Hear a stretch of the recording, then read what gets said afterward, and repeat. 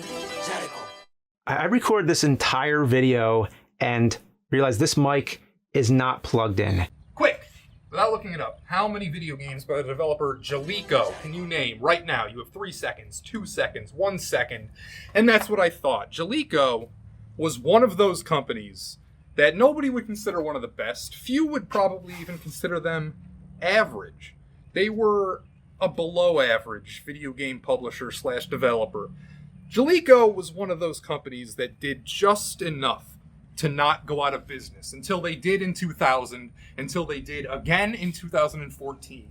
If you go through their gamography, it's not like a pile of trash, but it's just a pile of uninspiring games that, like, nobody's a huge Jaleco fan. Just an ocean of average to below average, unloved, unremembered. Most of these games don't even have Wikipedia pages. It's just an uninspiring list of games. In fact, the only thing I even really recognized off the list, what stood out to me anyway, was how they ruined the PlayStation version of Tetris. Yes, they ruined Tetris.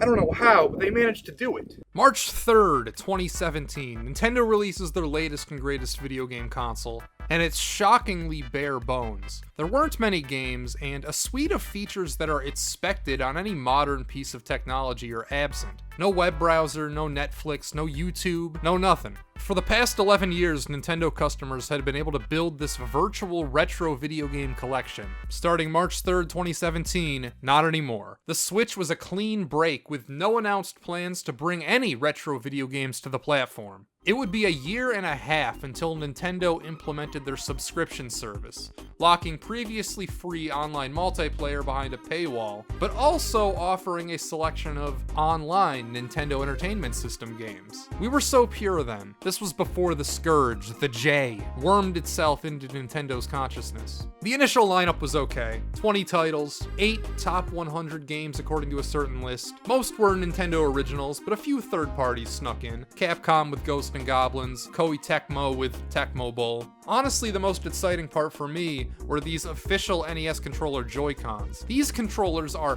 fantastic. They're regular Bluetooth too, so you can connect them easily to any PC. Whenever I emulate the NES, I always use these. And they're how I captured all the footage on my top 100 NES games list. For the next year, once a month, Nintendo would drip feed us, normally 3 titles at a time. Most of these made sense. Metroid, Lolo, Zelda 2, Kirby, Mario 2, Punch-Out! All in-house Nintendo IPs made their way to the service. The third-party titles were no doubt weaker, Tecmo's Solomon's Key and Mighty Bomb Jack, but I imagine from Nintendo's perspective, hey, we're already going to get the rights to Ninja Gaiden, we already have Tecmo Bowl, might as well grab a few more to pad out the calendar. Then on June 12th, 2019, we didn't know it yet, but Pandora's box had been opened, and there was no going back. In a video update revealing these titles, which received over twice as many dislikes as likes, mind you, Nintendo unveiled Double Dragon 2, a worthwhile addition for sure, Volleyball, horrible game. The NES actually has 2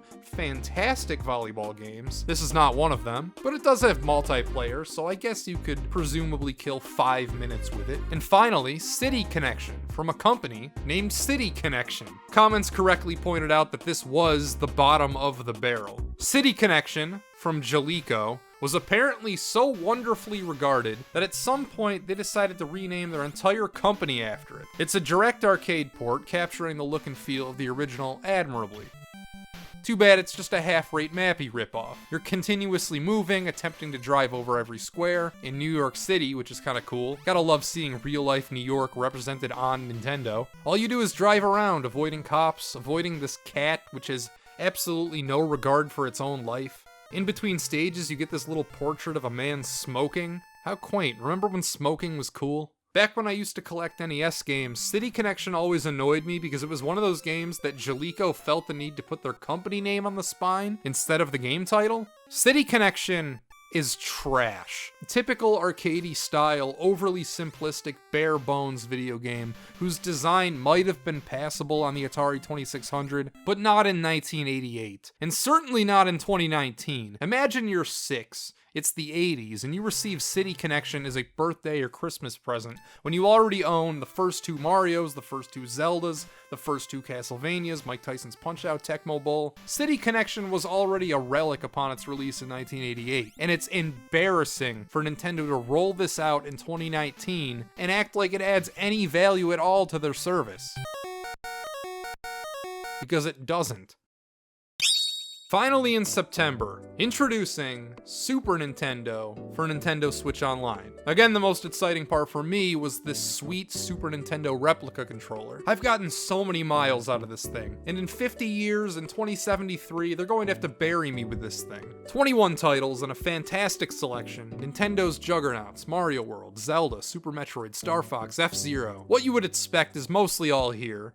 There's a couple quirks, such as including 2 separate tennis games. For the third-party lineup, they partnered with Gmode, a mobile game company whose sole image on Wikipedia is of a Japanese model dressed in a white cowboy outfit, holding some kind of competitive Tetris pamphlet. That company bought Data East's back catalog, so along with them came Joe and Mac 2. Personally, I'm not a fan, but I know Joe and Mac has its fans, so I'll cut them a break. They partnered with Capcom and added Super Ghouls and Ghosts, Breath of Fire, and Demon's Crest. 3 well-regarded, solid additions. You can't have a representation of the Super Nintendo without any RPGs. And as much as everyone would have loved to have Final Fantasy or Chrono Trigger, it's understandable why Square Enix wasn't willing to give them away. Breath of Fire is a worthy substitute. For whatever reason, whoever at Nintendo is in charge of adding the games to the Switch Online absolutely loved Jaleco. Whenever there's a hole in the release schedule, here's Jaleco. Whenever they needed a third-party game to go with 2 legitimate first-party ones, here's Jaleco, saving the day once again. Brawl Brothers, a classic arcade-style 2D side-scrolling beat-em-up. It made me pick 2 characters even though I'm just one person. I guess so the other player can join in and not have to select a character. Honestly, it's not a horrible game, but similar to Breath of Fire, I guess Brawl Brothers was sort of a consolation prize. Nintendo wasn't going to shell out for Ninja Turtles. Ha, shell. But I don't see why they couldn't have landed Final Fight. As for the game itself, I have a few nitpicks. Weapons are almost worthless. The whole point of picking up a baseball bat with barbed wire is supposed to extend my range and make me feel more powerful, but picking up weapons ends up being more of a burden than anything. Like in most other beat-em-ups, I can't imagine why you would ever want to use your special move if it reduces your health. For me, that idea makes more sense in the arcade, when using your special moves is indirectly costing you money. Here on a home console, it's as if you're spending future progress to hit one enemy one time. Nothing unique about this one. Looks good, sounds completely unremarkable. I wish it was a little faster, but it's an okay way to kill half an hour if you have a second player.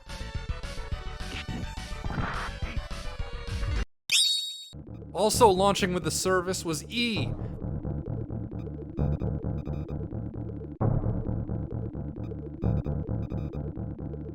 D. Wait for it. Oh, it's coming. F! Or Earth Defense Force.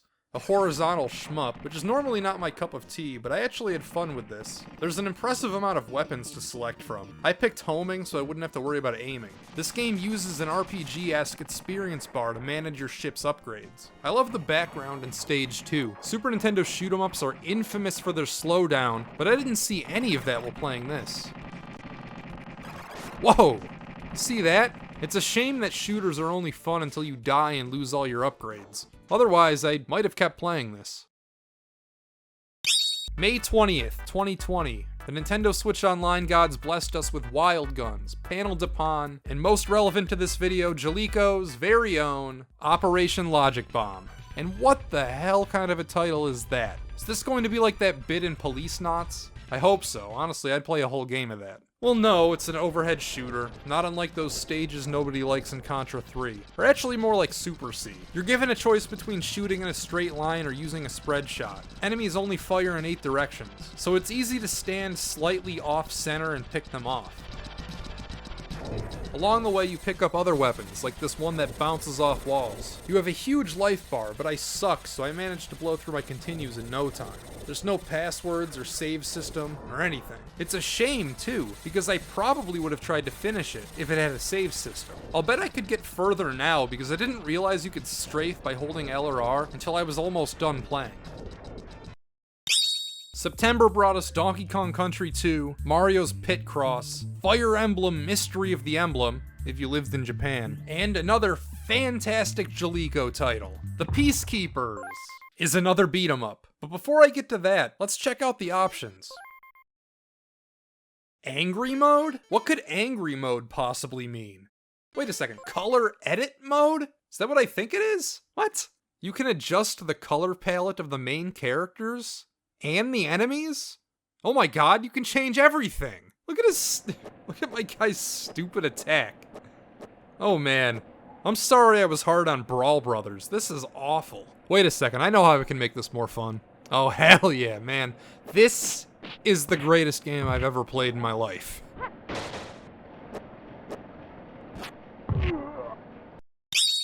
Next came Tough Enough, which was worth adding for its cover art alone. Unfortunately, it's just a 2D fighting game. I'm sure it's fine, but I don't know anything about this genre. I'd say just play Street Fighter 2.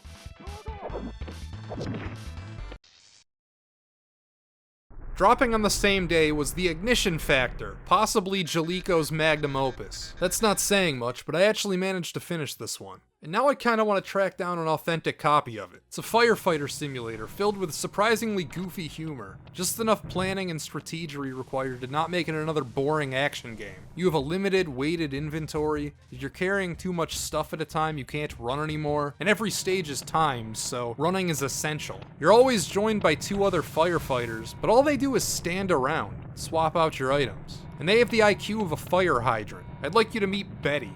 Here she is, just walking directly into the fire, over and over again. Your goal isn't to put out fires as much as it is to evacuate people from burning buildings. Like this guy, cowering over a plane of glass that's in the middle of the floor for some reason. Oh, you asshole. You know what? This is what you get for tricking me. Then there's this guy saying he doesn't know why they're having electrical problems. Really? You don't know why you could possibly be having electrical problems? No guesses? None? Alright. Oh, what's that? Betty died? Why am I not surprised? Spoilers for The Ignition Factor. The ending is just your guy complaining. I'd like to complain about the designers of this game. Why did I have to do all the work? All these other firefighters, and I'm the only one not standing around. Those guys at Jaleco don't know when to quit. They sure didn't. Next on May 26th, jumping back to the NES, we have Ninja Jaja Maru-kun.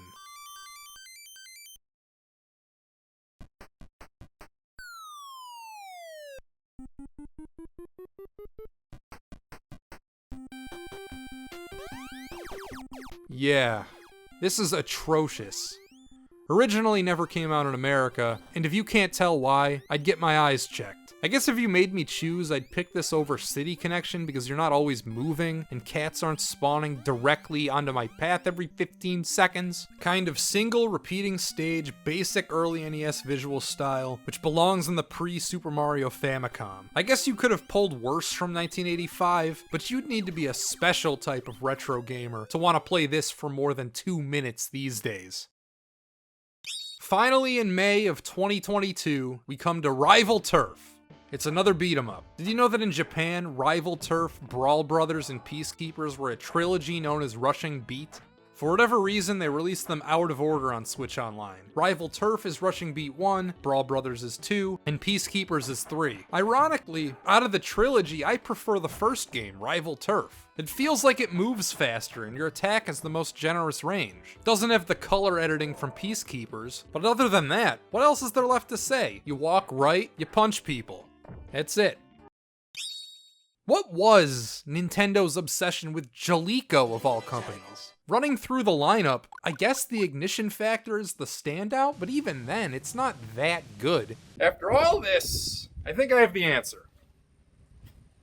Jaleco was the master of making generic, store-brand versions of more popular games.